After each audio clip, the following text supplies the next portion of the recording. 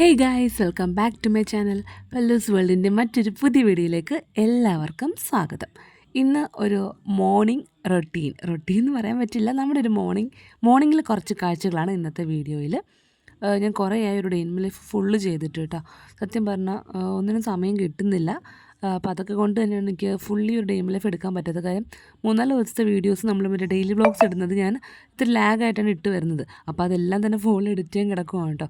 അതുകൊണ്ട് തന്നെ ഒരു ലോങ് വീഡിയോ എടുക്കുമ്പോൾ എൻ്റെ ഫോണിൻ്റെ സ്പേസിൻ്റെ കാര്യത്തിൽ തീരുമാനമാകും. അതുകൊണ്ടിട്ടാണ് ഞാൻ കഷ്ടപ്പെട്ട് റിസ്ക് എടുത്ത് ഡേ ഇൻ മൈ ലൈഫ് എടുക്കാൻ നിൽക്കാത്തത് കേട്ടോ. അപ്പോൾ കുഞ്ഞു ഡെയിലി വ്ളോഗ്സ് ആണെങ്കിൽ നിങ്ങൾക്ക് സന്തോഷമല്ലേ കാണാൻ? നമ്മുടെ കുഞ്ഞു വിശേഷങ്ങൾ കാണുന്നവർക്ക് അത് സന്തോഷമാകുമെന്ന് ഞാൻ വിചാരിക്കുന്നു. എന്നാലും ഡീറ്റെയിൽ ആയിട്ട് ഡേ ഇൻ മൈ ലൈഫ് എടുക്കാൻ ഞാൻ എൻ്റെ മാക്സിമം ശ്രമിക്കുന്നതായിരിക്കും കേട്ടോ. അപ്പോൾ ഇന്ന് എനിക്ക് ഡ്യൂട്ടിയുള്ള ദിവസമാണ്. അപ്പോൾ തലേദിവസം രാവിലെ ഞാൻ രാത്രി കിടക്കുന്നതിന് മുന്നേ ആയിട്ട് ഗ്രീൻ പീസ് വെള്ളത്തിൽ ഇട്ടു കേട്ടോ. വേറൊന്നുമല്ല, ഞാനങ്ങനെ ഒരു യൂട്യൂബിൽ നോക്കിയപ്പോൾ ഗ്രീൻ പീസ് കറി ഉണ്ടാക്കുന്ന കാര്യം നോക്കിയപ്പം ഗ്രീൻ പീസ് തോരൻ്റെ ഒരു റെസിപ്പി കണ്ടു. എന്ന് വെച്ചാൽ മുട്ടയൊക്കെ ഇട്ടിട്ടൊരു തോരൻ. അപ്പോൾ അതൊന്ന് ട്രൈ ചെയ്യാമെന്ന് ഓർത്തു. പിന്നെ എന്തായാലും ഇവിടെ നാളെ ചാറുകറി ഒന്നും ഉണ്ടാക്കുന്നില്ല. നാളെ മീൻസ് ഇന്ന് ചാറുകറി ഉണ്ടാക്കുന്നില്ല. അതുകൊണ്ടിട്ട് തന്നെ ഗ്രീൻ പീസിൻ്റെ ചാറുകറി എന്തായാലും വേണം. അതുകൂടാണ്ട് അതിൽ നിന്ന് കുറച്ചെടുത്തിട്ട് ഞാൻ മുട്ടയൊക്കെ ഇട്ട് പൊരിച്ച് മറ്റേ ചിക്കുമല്ലോ, അങ്ങനെ ചിക്കുന്ന കൊടുത്ത് ഗ്രീൻ പീസും കൂടി ഇട്ടിട്ടൊരു തോരൻ പോലെ. അത് പൊതുവെ എല്ലാവരും പറയും കോഴിക്കോട് ബീച്ചിലൊക്കെ ഇങ്ങനെ കഴിക്കാൻ കിട്ടുമോ സാധനം. അതേ ഫ്ലേവറൊന്നും വരത്തില്ലായിരിക്കും, എന്നാൽ നമുക്കൊന്ന് ട്രൈ ചെയ്ത് നോക്കാമല്ലോ. അങ്ങനെ ഞാനിന്ന് അത് ഗ്രീൻ പീസ് കറിയും ഗ്രീൻ പീസ് തോരനും കൂടി ഉണ്ടാക്കാമെന്ന് വിചാരിച്ചേക്കുന്നത് കേട്ടോ. അപ്പം അടുക്കളയിലോട്ട് വന്നിട്ട് കുറച്ച് നേരം കഴിഞ്ഞപ്പോൾ ഞാൻ തെച്ചിട്ട് എഴുന്നേറ്റ്. പിന്നെ അവൾക്ക് പല്ലൊക്കെ തേപ്പിച്ച് അവൾ പാലൊക്കെ കൊടുത്ത് അവിടെ ഇരുത്തി. അപ്പോൾ കുറച്ച് കുടിച്ച് കഴിഞ്ഞപ്പോൾ ഞാൻ തന്നെ കൊടുക്കണം എന്ന് പറഞ്ഞിട്ട് അടുക്കളയിൽ വന്നതാണ് കേട്ടോ. അങ്ങനെ ഞാൻ ഗ്ലാസ്സിൽ തന്നെ പിടിച്ച് കൊടുത്തു. അവൾ ഗ്ലാസ്സിൽ കുടിച്ചോളൂ കേട്ടോ. കുഞ്ഞാണ് കുപ്പിയിൽ കുടിക്കുന്നത്. അങ്ങനെ തെച്ചുട്ടിക്ക് പാലും കൊടുത്ത് അവിടെ കൊണ്ടിരുത്തിയിട്ട് ഞാൻ നമ്മുടെ ഗ്രീൻ പീസിലേക്ക് ഇടാനുള്ള ഐറ്റംസൊക്കെ അരിയുവാണ് കേട്ടോ.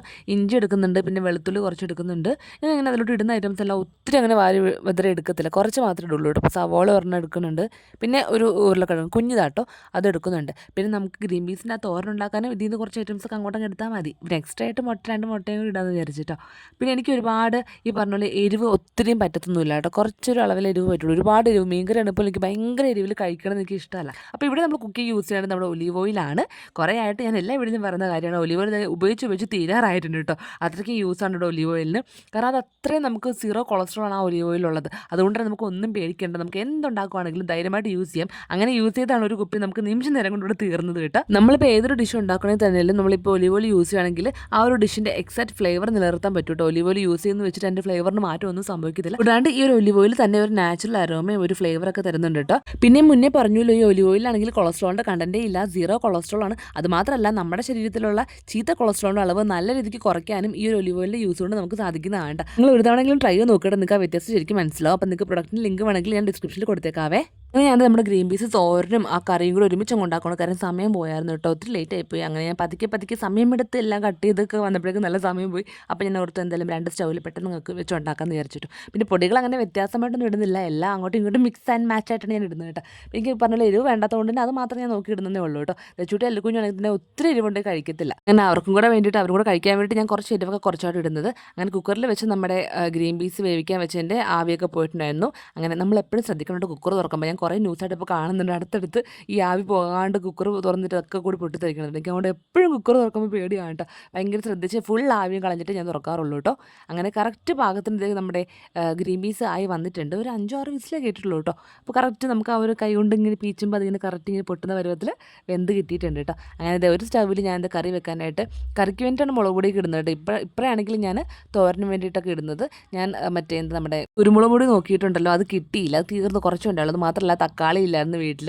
അപ്പോൾ പിന്നെ അഡ്ജസ്റ്റ് ചെയ്യാൻ വേണ്ടിയിട്ട് ഞാൻ ടൊമാറ്റോൻ്റെ സോസ് എടുത്ത് ഒഴിച്ചായിരുന്നു കേട്ടോ. നമ്മുടെ തോരൻ ഉണ്ടാക്കാൻ വേണ്ടിയിട്ടാണ് സോസ് എടുത്തത്, മറ്റേതിൽ സോസൊന്നും ഇട്ടില്ല. എനിക്കാണെങ്കിൽ മിക്ക കറികളിലും തക്കാളിൻ്റെ ആ ഒരു പ്രസൻസ് ഭയങ്കര ഇഷ്ടമാണ്. ആ തക്കാളിൻ്റെ ചെറിയൊരു ഫ്ലേവർ കിട്ടില്ല, എനിക്ക് ഭയങ്കര ആ ഒരു രുചി എനിക്ക് ഭയങ്കര ഇഷ്ടമാണ് കേട്ടോ. അങ്ങനെ കുറച്ച് മാത്രമാണ് ഞാൻ തോരൻ ഉണ്ടാക്കാൻ എടുത്തത്. കാര്യം ഓൾറെഡി കറി ഉണ്ടാക്കുന്നതുകൊണ്ട് തന്നെ ഫസ്റ്റ് അറ്റംപ്റ്റ് ആയതുകൊണ്ട് തന്നെ ഒരുപാട് ഉണ്ടാക്കി നമ്മൾ വേസ്റ്റാക്കി കളയുന്നതിനേക്കാൾ നല്ലത് ഉള്ളത് കുറച്ചാണെങ്കിലും അതങ്ങ് ഫുള്ള് കഴിച്ച് തീർക്കുന്ന ആണല്ലോ. അപ്പോൾ അല്ലാണ്ട് ഞാൻ ഫസ്റ്റ് ആയിട്ട് ഉണ്ടാക്കുന്ന അങ്ങനെ ഒന്നും കുളമായിട്ടില്ല. കുറേ വർഷങ്ങൾക്ക് മുന്നേ ഞാനൊരു കേക്ക് ഒന്ന് ട്രൈ ചെയ്തു, നമ്മുടെ ഓവനില്ലാണ്ട് കേക്ക് ഉണ്ടാക്കാൻ നോക്കി.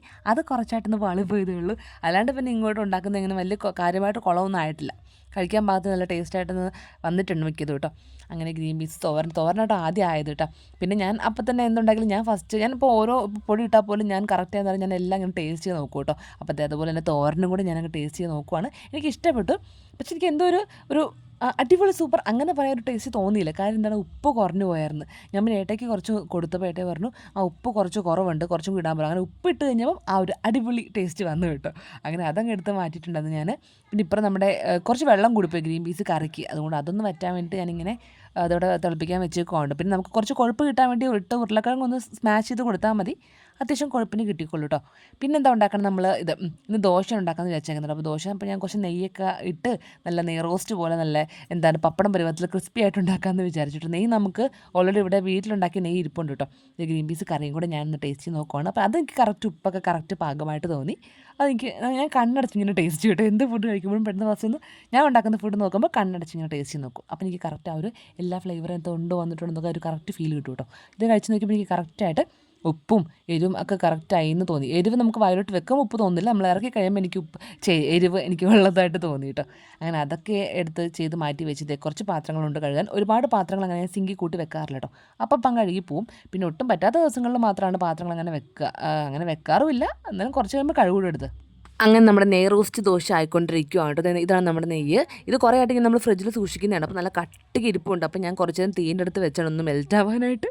അപ്പോൾ ഞാൻ അങ്ങനെ ഇരുന്നിട്ട് മെൽറ്റ് ആവാത്തതുകൊണ്ട് അതിൽ നിന്ന് ഞാൻ കുറച്ച് തോണ്ടി എടുത്ത് വേറൊരു കിണ്ണത്തിലാക്കിയിട്ട് അതിലോട്ട് വെക്കുമ്പോൾ നമുക്ക് ഒരു അടുപ്പിൻ്റെ അടുത്ത് വെക്കുമ്പോൾ സ്റ്റൗവിൻ്റെ അടുത്ത് വെക്കുമ്പോൾ മെൽറ്റായിട്ട് കിട്ടും. അങ്ങനെ ഞാൻ മെൽറ്റ് ആവാൻ വേണ്ടി കുറച്ചെടുത്ത് വെച്ചിട്ടുണ്ട്. ആദ്യം ഞാനാണെങ്കിൽ ഉള്ള ദോശ ഇട്ടപ്പോൾ ഞാൻ പ്രതീക്ഷിച്ച പോലെ ദോശൻ്റെ ഷേപ്പോ ആ ഒരു ഇത് വന്നില്ല. അപ്പോൾ ഞാൻ ഓർത്ത് എന്താ സംഭവിച്ചത്. പിന്നെ ഒഴിച്ച എണ്ണ കൂടിപ്പോയി. ഞാൻ ആ ഒരു പാനിലോട്ട് കുറച്ച് എണ്ണ ഒഴിച്ചാൽ തന്നെ ആവശ്യമില്ലായിരുന്നു, പക്ഷേ എണ്ണ ഒഴിച്ച് കൂടിപ്പോയി. അതുകൊണ്ട് ആ ഒരു ഭംഗി വന്നില്ല, ആ ഒരു ഷേപ്പ്. പിന്നെ അത് എന്തായാലും ഇരിക്കട്ടെ ഓർത്ത് കട്ടി കുറച്ചാണ് ഉണ്ടാക്കിയത്. അങ്ങനെ അതൊന്ന് വെന്ത് വന്നപ്പോൾ കുറച്ച് നെയ്യും കൂടി ഇങ്ങനെ ഇട്ട് കൊടുത്താൽ മതി കേട്ടോ. അപ്പോൾ എന്തായാലും ആദ്യത്തെ ദോശയ്ക്ക് ലുക്കും കണ്ടപ്പോൾ ഇഷ്ടപ്പെട്ടില്ല. എനിക്ക് നല്ല ക്രിസ്പി ആയിട്ട് നല്ലൊരു ദോശേൻ്റെ ആ ഷേപ്പായിട്ട് തന്നെ വന്നു. അല്ലെങ്കിൽ കഴിക്കാൻ തോന്നുള്ളൂ. അങ്ങനെ ഞാൻ രണ്ടാമത്തെ ഉണ്ടാക്കിയപ്പം സെറ്റായി. അപ്പോൾ ആ എണ്ണ കൂടിൻ്റെ ആണ്. അപ്പോൾ എണ്ണ കൂടിയതുകൊണ്ട് അത് അങ്ങനെ അത്രയും ഇതാവേണ്ടി വന്നത്. അപ്പോൾ രണ്ടാമത്തെ ആദ്യത്തെ ദോശ എണ്ണ ഫുൾ അബ്സോർബ് ചെയ്തുകൊണ്ട് പോയി. അപ്പോൾ രണ്ടാമത്തിൽ പിന്നെ എണ്ണേൻ്റെ ആവശ്യം വന്നില്ല. അപ്പോൾ നല്ല ഭംഗിക്ക് നല്ല റൗണ്ടായിട്ട് ദോശ വന്നു കേട്ടോ. അങ്ങനെ ഇപ്പോൾ അല്ലക്കുഞ്ഞും തെച്ചുട്ടിക്കും ഞാൻ ഓർത്തേ തന്നെ കൊടുക്കാമെന്ന് ഓർത്തിട്ടിരിക്കുകയാണ്. ദോശ അവർക്ക് ഇഷ്ടമാണ്. ഹോട്ടലിലൊക്കെ പോകുമ്പോൾ ഇതുപോലത്തെ ദോശയൊക്കെ ഇങ്ങനെ ഒടിച്ചൊടിച്ച് കഴിക്കുന്ന കാണാം. അതുപോലെ ഉണ്ടാക്കി കൊടുത്താലും വീട്ടിൽ കഴിക്കാറില്ല, മടിയാണ്. എന്നാലും ഞാൻ ഒന്ന് ശ്രമിച്ച് നോക്കാമെന്ന് ഓർത്ത് വെള്ളച്ചമ്മന്തിയാണ് അമ്മച്ചി ഉണ്ടാക്കിയേക്കുന്നത്. അപ്പോൾ ദോശൻ്റെ കൂടെ വെള്ളച്ചമ്മന്തി അവർക്ക് ഇഷ്ടമാണ്. ഹോട്ടലിലൊക്കെ പോകുമ്പോൾ കഴിക്കൂട്ടോ. വീട്ടിൽ വെള്ളച്ചമ്മന്തി ഉണ്ടാക്കുമ്പോൾ വലിയ കാര്യമായിട്ട് കഴിക്കാറില്ല. അങ്ങനെ ഞാൻ എനിക്കും ഏട്ടായിക്കും പിന്നെ അതേ പിള്ളേർക്ക് ഉണ്ടാക്കുവാണ്. ഇതിപ്പം ചൂടോട് കഴിക്കുന്നില്ല നമുക്ക് നല്ല ടേസ്റ്റ് വരുള്ളൂ. അതുകൊണ്ട് ഒത്തിരി ഉണ്ടാക്കി നമ്മളത് വെക്കുന്നില്ല. എഴുന്നേക്കുന്നവർ അപ്പം ചോദിക്കുമ്പോൾ അങ്ങ് ഉണ്ടാക്കി കൊടുക്കാമെന്ന് ഓർത്തിട്ടാണ് കേട്ടോ. ഞാൻ പിന്നെ ഉണ്ടാക്കാൻ നിൽക്കുന്നില്ല, എനിക്കിപ്പോൾ തന്നെ ജോലിക്ക് പോകണം. അതുകൊണ്ട് ഞങ്ങൾക്ക് 4 പേർക്കുള്ളത് മാത്രം ഞങ്ങളിപ്പോൾ കഴിക്കാൻ പോവാണല്ലോ. അങ്ങനെ ഞങ്ങൾക്ക് 4 പേർക്കുള്ളത് മാത്രം ഞാനങ്ങ് പെട്ടെന്ന് ഉണ്ടാക്കി വെച്ചിട്ട് പിന്നെ ഏട്ടയ്ക്ക് ഇതേ കാപ്പിയൊക്കെ പഞ്ചസാരയൊക്കെ ഇട്ട് കൊടുക്കുവാണ് കേട്ടോ. ഇപ്പറേ നമ്മുടെ കുക്കറിൽ വെച്ചേക്കുന്ന കൂർക്കയാണ്. അമ്മച്ചി കൂർക്കയും കൊണ്ട് കൂർക്കയും കൂടെ തോരനാക്കുന്നുണ്ട്. ഭയങ്കര സ്പീഡിനങ്ങ് പറഞ്ഞു പോകുന്നുകൊണ്ടിട്ട് കുറച്ചായിട്ട് ഇങ്ങനെ വെള്ളി വീഴുന്നുണ്ട് സംസാരിക്കുമ്പോൾ. അപ്പോൾ ഞാൻ അല്ലിക്കുഞ്ഞ് ഇതേ പ്ലേറ്റിലൊക്കെ ആക്കി ദോശ കൊണ്ട് ചെന്നപ്പോഴേ അല്ലിക്കുഞ്ഞ് കരയാൻ തുടങ്ങി. എനിക്ക് അമ്മ തന്നാൽ മതി. അപ്പോൾ ഞാനിങ്ങനെ പറയുവാണേ, ഇനി അടുത്ത ഫസ്റ്റ് സ്റ്റാൻഡേർഡ് അല്ലേ, അപ്പോൾ തന്നെ കഴിക്കണം, സ്കൂളിൽ തന്നെ കഴിക്കേണ്ടതല്ലേ, അങ്ങനെ കഴിക്കണം എന്നൊക്കെ പറഞ്ഞിട്ട് എവിടെ നിന്ന് റിമോട്ട് കയ്യിൽ നിന്ന് വാങ്ങിച്ചപ്പോൾ അപ്പം കരച്ചിൽ തുടങ്ങി. അപ്പോൾ ഞാൻ റിമോട്ട് അങ്ങ് കൊടുത്തു. പിന്നെ ഞാൻ വീണ്ടും കൊണ്ടുവച്ച് നിന്നാൽ നല്ല ഭംഗിക്ക് ദോശയൊക്കെ നെയ്യൊക്കെ പുരട്ടി ചുട്ട് കൊടുത്തിട്ട് കരഞ്ഞോണ്ടാണ് കഴിക്കണം. കണ്ണ് നോക്കി കണ്ണിൽ നിന്ന് ഇങ്ങനെ കണ്ണുനീര് ചാടിക്കൊണ്ടിരിക്കുക. പിന്നെ എനിക്ക് രാവിലെ കരയിപ്പിക്കാൻ വലിയ കാര്യമില്ലാത്തതുകൊണ്ട് ഞാൻ പിന്നെ അങ്ങ് ആര് കൊടുക്കാമെന്ന് വിചാരിച്ചു. തെച്ചൂട്ടി പിന്നെ ചേട്ട കരയുന്നുണ്ട്. അപ്പോൾ അവൾക്കും കൂടെ കരയാൻ വയ്യാത്തതുകൊണ്ട് അവൾ തന്നെ കഴിച്ചെന്നെ കാണിക്കുന്നുണ്ട്. അപ്പോൾ ഞാൻ പറഞ്ഞു, തെച്ചൂട്ടി മിടുക്കനാണ്, തന്നെ കഴിക്കുന്ന കണ്ടെന്നൊക്കെ പറഞ്ഞതിൻ്റെ സന്തോഷമാണ് കേട്ടോ. അങ്ങനെ പിന്നെ ഞാൻ എനിക്ക് ഏട്ടയ്ക്കുള്ള ലഞ്ചൊക്കെ പാക്ക് ചെയ്തു. ഏട്ടയ്ക്കാണെങ്കിൽ തൈര് ഭയങ്കര ഇഷ്ടമാണ് കേട്ടോ. അപ്പോൾ അതൊരു കിണ്ണത്തിലിട്ടിട്ട് കുറച്ച് ഉപ്പും കൂടി ഇട്ട് കൊടുത്തു കഴിഞ്ഞാൽ വേറെ ചാറുകറിയൊന്നും ഇല്ലെങ്കിലും അതങ്ങ് കൂട്ടി കഴിച്ചോളൂ കേട്ടോ. എനിക്ക് തൈര് അങ്ങനെ ചോറിൻ്റെ ഇപ്പോൾ കഴിക്കുന്നത് അങ്ങനെ കട്ട തൈരായിട്ട് കഴിക്കുന്നത് ഇഷ്ടമല്ല. എനിക്ക് മോര് മറ്റേ വെള്ളം മോരുണ്ടല്ലോ, മോര് കഴിച്ചതല്ല, സംഭാരമായിട്ട് കഴിക്കുന്നതൊക്കെ ഇഷ്ടം കേട്ടോ. അങ്ങനെ ലഞ്ചും കൂടെ എടുത്ത് വെള്ളമൊക്കെ എടുത്തതിന് ശേഷം ഞാൻ പോയി റെഡി ആവാൻ പോയി കേട്ടോ. അപ്പം ഇന്നൊരു സൽവാറാണ് ഇട്ടേക്കുന്നത്. ഇത് ഞാൻ കുറേ നാൾ ഇട്ടേക്കുന്നത് കേട്ടോ. ഈ ഡെയിലി ഇടുന്നത് നമുക്ക് മേളിൽ അലമാരയ്ക്ക് വെച്ചതിന് ശേഷം ഉണ്ടല്ലോ, ഞാൻ അടിയിലത്തെ ഡ്രസ്സൊക്കെ എടുത്തിടാൻ മറന്നു കേട്ടോ. അങ്ങനെ ഇന്ന് അടിയിൽ നിന്ന് തപ്പി എടുത്ത ഡ്രസ്സ് അങ്ങനെ അവർ കാണാണ്ട് ഞാൻ ഇറങ്ങിയിട്ടുണ്ട്. ഇന്നത്തെ എൻ്റെ ഒരു മോർണിംഗ് റൊട്ടീൻ എല്ലാവർക്കും ഇഷ്ടപ്പെട്ട് കാണുമെന്ന് വിചാരിക്കുന്നു. മോർണിംഗ് ഓട്ടപ്പാച്ചിൽ കേട്ടോ. അപ്പോൾ നമുക്ക് വീണ്ടും അടുത്ത ദിവസം പുതിയൊരു വീഡിയോ കാണാം. അതുവരെയും ബൈ.